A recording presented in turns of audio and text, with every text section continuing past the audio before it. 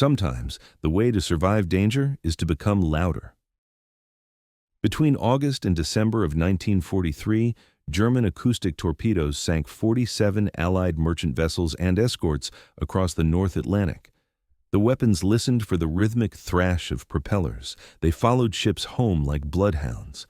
A standing directive from Western Approaches Command, archived at the National Archives in Kew, required all convoy commodores to report new torpedo behaviors within 48 hours of attack. This isn't fiction. This is the story of how one man's deliberate mistake became doctrine. What matters here isn't technological triumph.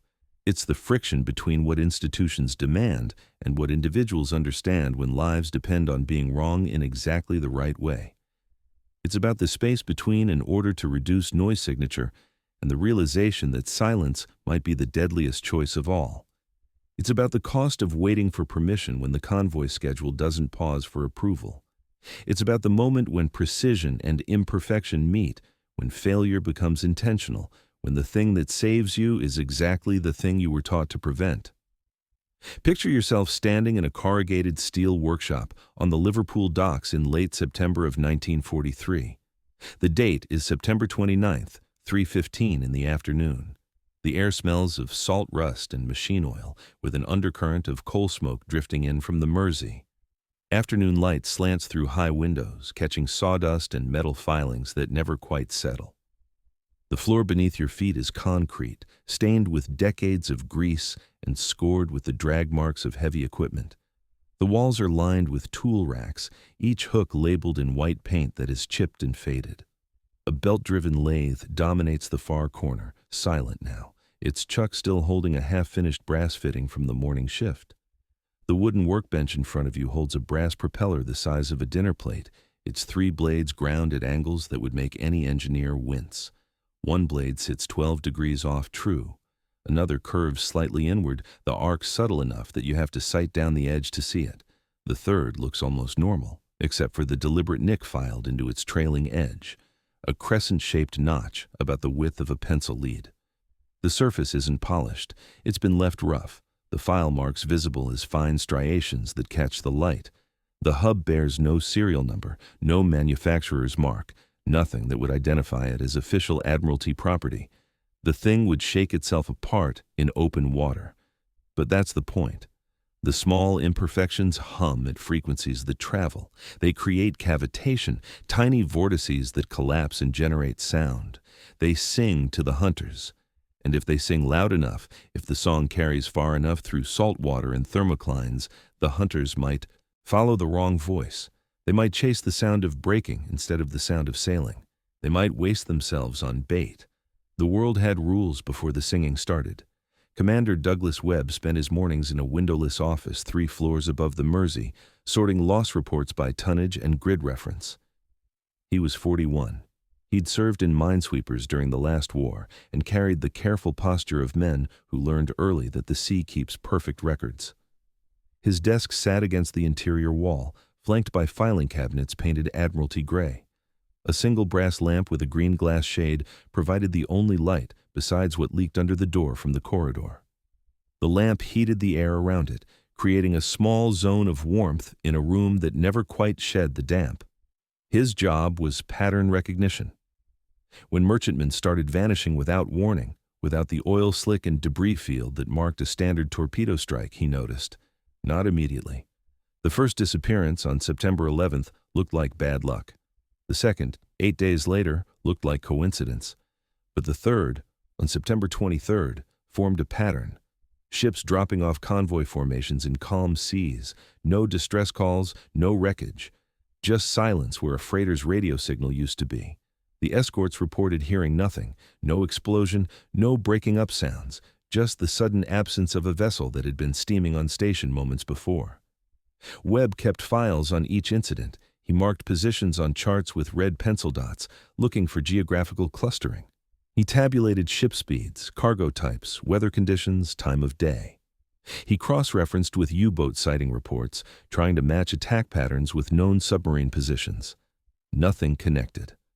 The attacks occurred in different grid squares, under different sea states, against ships of different tonnage. The only commonality was the silence and the absence of survivors. The standing orders were clear.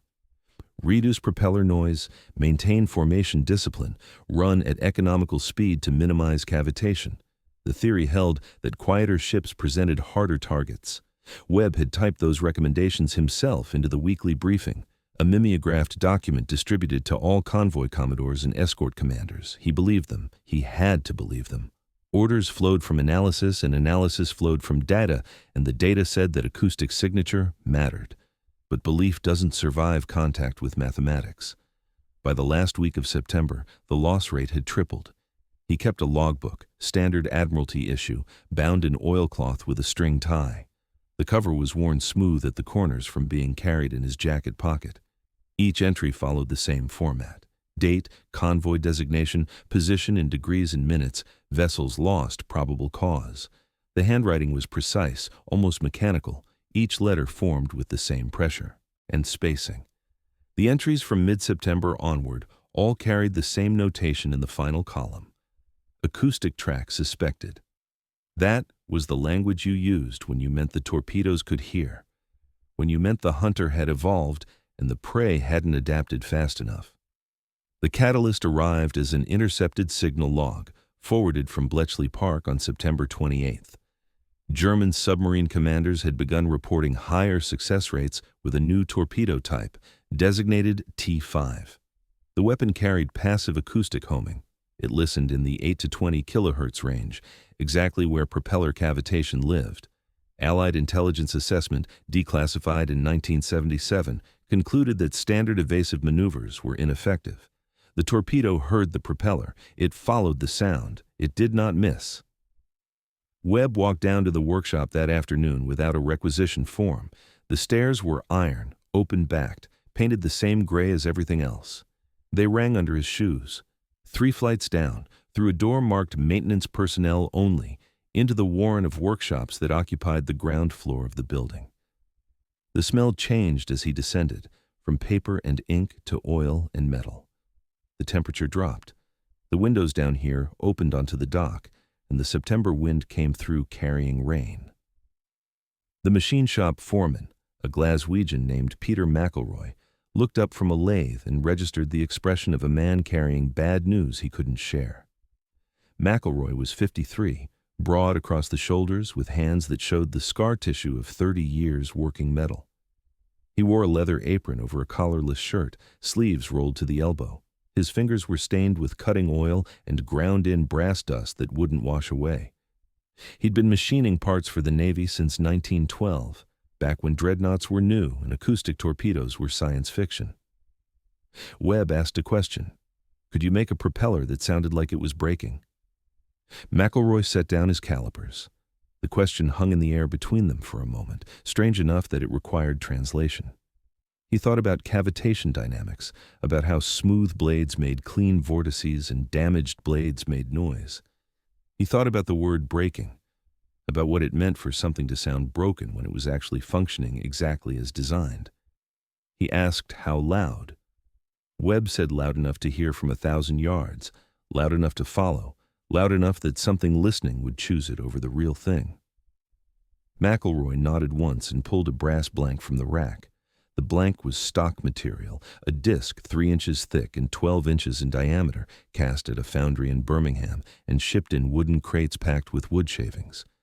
He carried it to the workbench under the north windows, where the light was best. He set it down. He traced the shape of a 3-bladed propeller on the surface, with a scribe, working freehand, no template. The lines were confident. He'd drawn 10,000 propellers in his time. But this one would be different. This one would be wrong on purpose. The first test model took 4 days. McElroy worked alone after the evening shift, when the workshop emptied, and the only sounds were the wind and the lap of water against the pilings outside. He filed by hand, checking the asymmetry with a machinist's square and rejecting anything that looked accidental. Deliberate imbalance required precision. Every angle had to be measured. Every deviation had to serve a purpose. He ground the blades at inclinations and that would create harmonic vibration, the kind that made tools chatter and machinery shake. He added small notches that would catch water and throw it in spirals, generating turbulence. He chamfered edges that should have been sharp and left sharp edges that should have been chamfered. The work was counterintuitive. Everything McElroy had learned in 3 decades argued against what he was building. Good propellers were balanced. Good propellers ran smooth. Good propellers minimized vibration and maximized efficiency. This thing would do the opposite. It would scream. It would waste energy. It would beat itself to pieces given enough time. But it would also sing at frequencies that carried through water, and that song might draw attention away from the ships that needed to stay quiet. He tested the pitch by spinning the propeller on a mandrel, a steel rod mounted in the lathe chuck. At low speeds, it wobbled. At 800 revolutions per minute, it screamed, a high metallic whine that hurt to hear even through the workshop's ambient noise. The vibration traveled down the mandrel and into the lathe bed, making the whole machine shudder. It sounded broken. It sounded like something failing. It sounded perfect. By October 6th, Webb had authorization to conduct sea trials, logged in the Western Approaches Command operational diary as requisition W/437.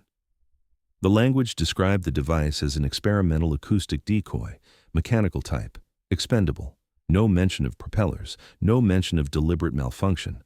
The paperwork used the word countermeasure, which was broad enough to survive scrutiny and vague enough to avoid questions. The authorization came with conditions. Testing would be conducted during routine patrol operations, not during active convoy escort. Results would be reported through normal channels. No additional resources would be allocated pending initial assessment.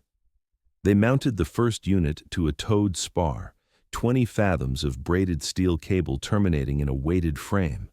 The frame was salvaged from minesweeping equipment, a rectangular construction of welded pipe that weighed 40 pounds and rode nose down in the water. The propeller sat at the center, mounted on a pivot that allowed it to spin freely, driven by water flow.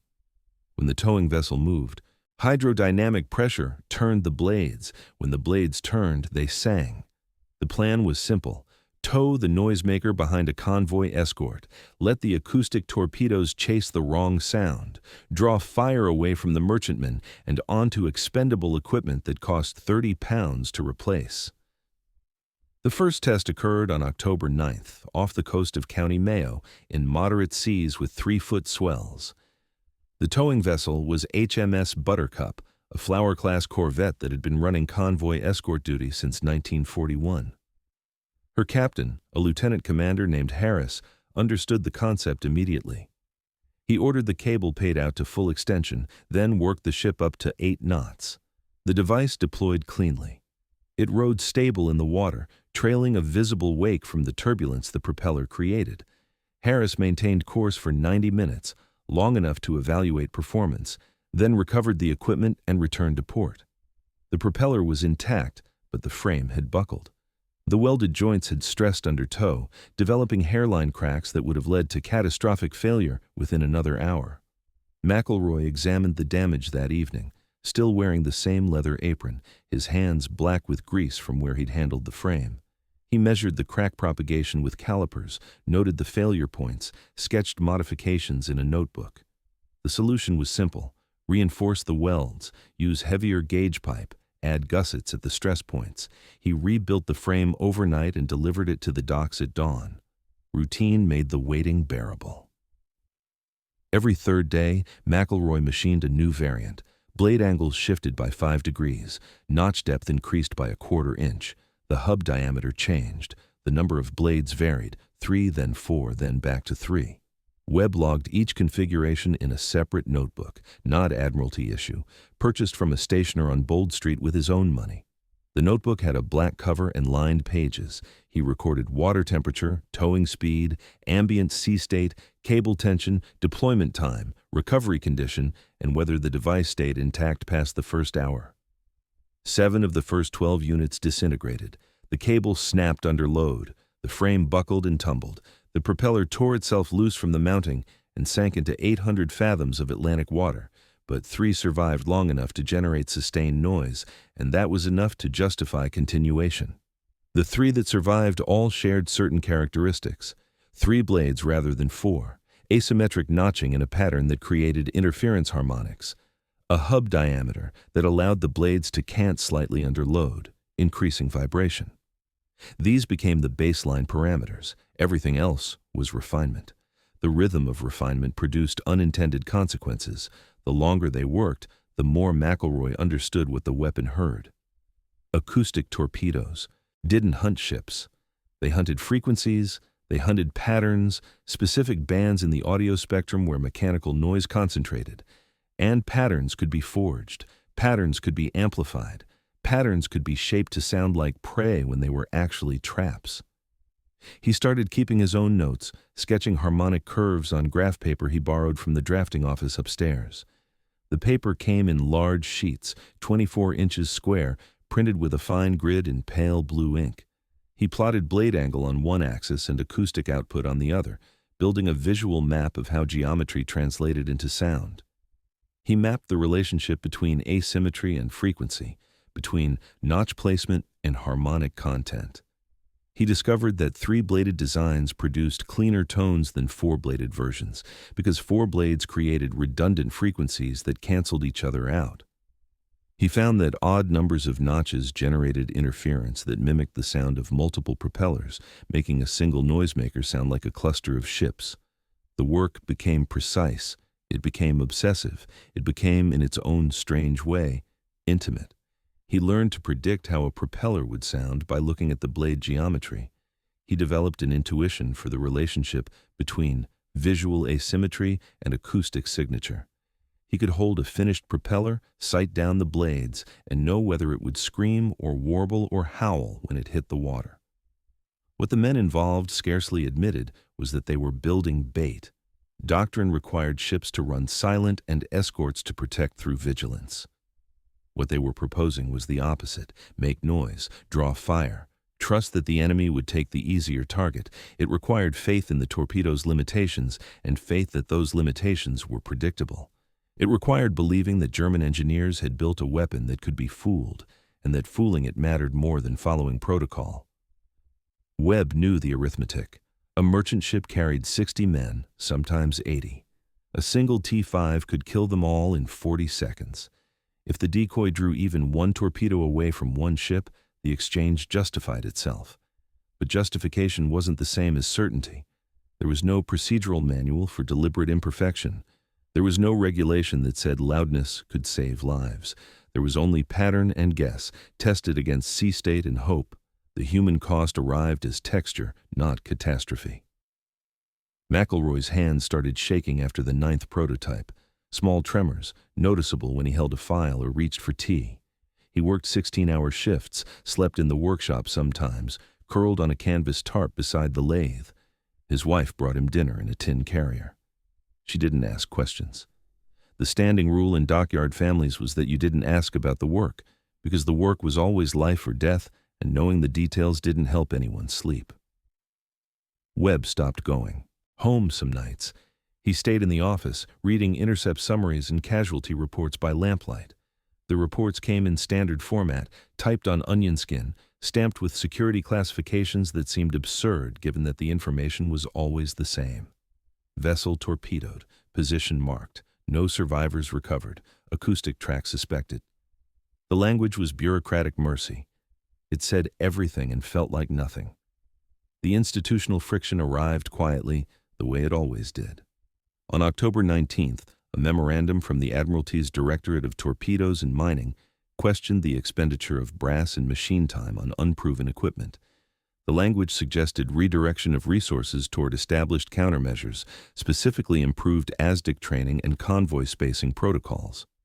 The memorandum did not forbid further development. It simply noted that experimental devices required formal trials and evaluation before deployment, and that the current workload made such trials unlikely before the new year. Webb understood what the memorandum meant. It meant stop. It meant wait. It meant follow procedure. He filed it in his desk drawer and continued anyway, logging material requisitions under maintenance and repair codes that didn't require secondary authorization. He relied on the fact that wartime bureaucracy moved slower than wartime casualties, and that if the device worked, forgiveness would be easier to obtain than permission. The weather changed in early November. North Atlantic gales rolled in, bringing heavy seas and reduced visibility.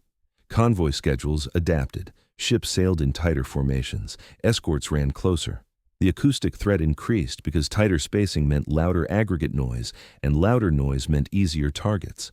On November 7th, Convoy HX-264 reported 2 merchantmen torpedoed within 90 minutes, both struck without warning, both lost with all hands.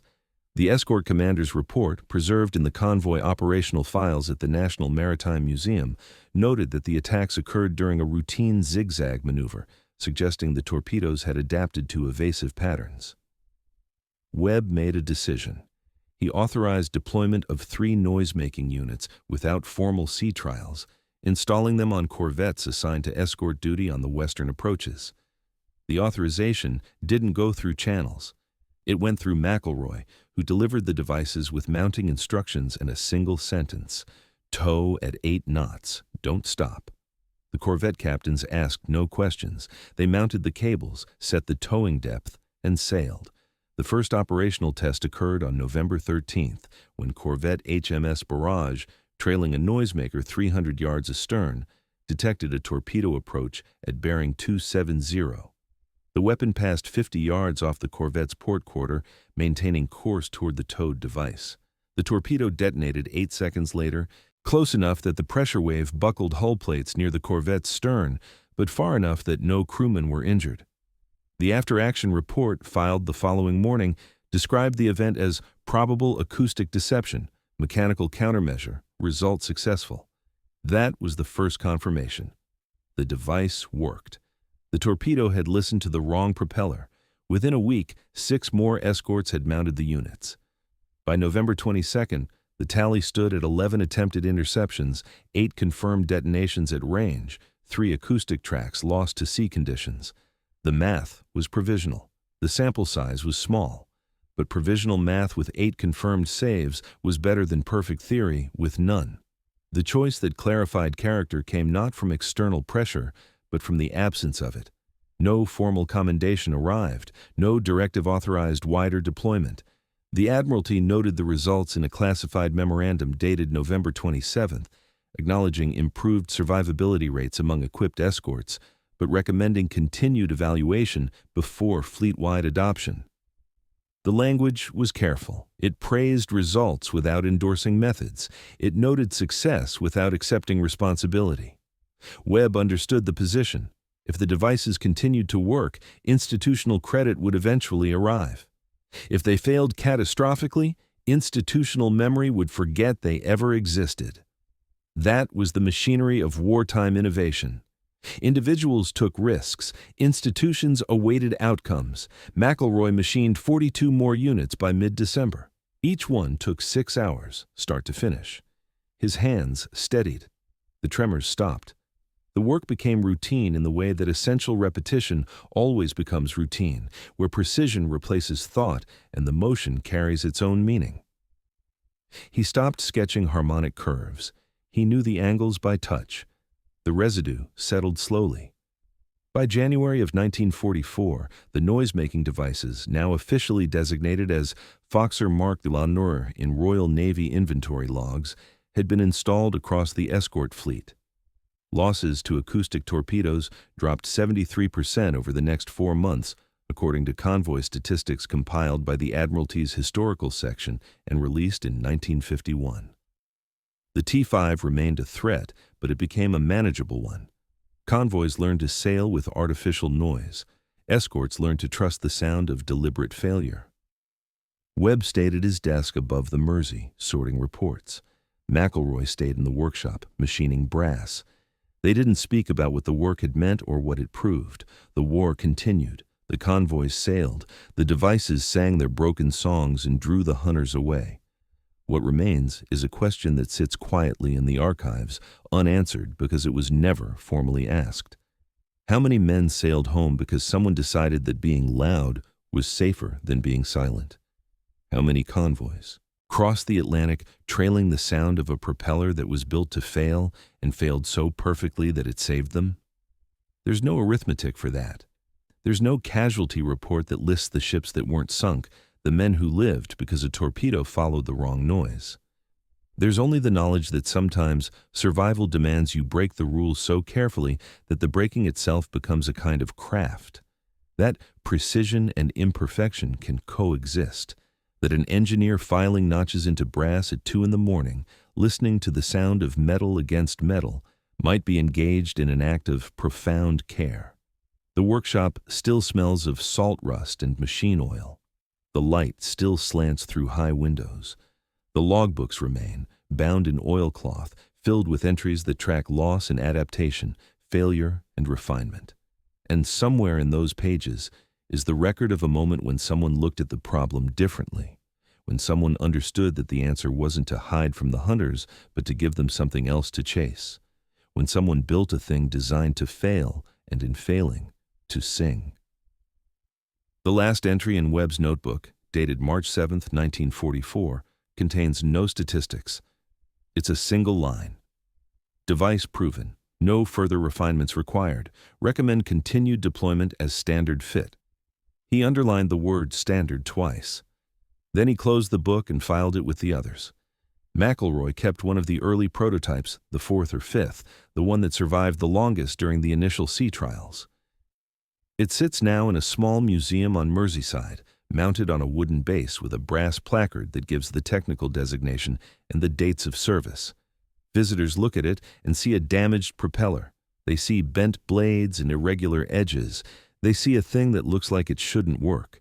But if you lean close, if you trace the angles with your eye, you can see that every irregularity is deliberate. Every notch was measured. Every bend was calculated. The damage is intentional. The flaw is the design. And that's what made it perfect.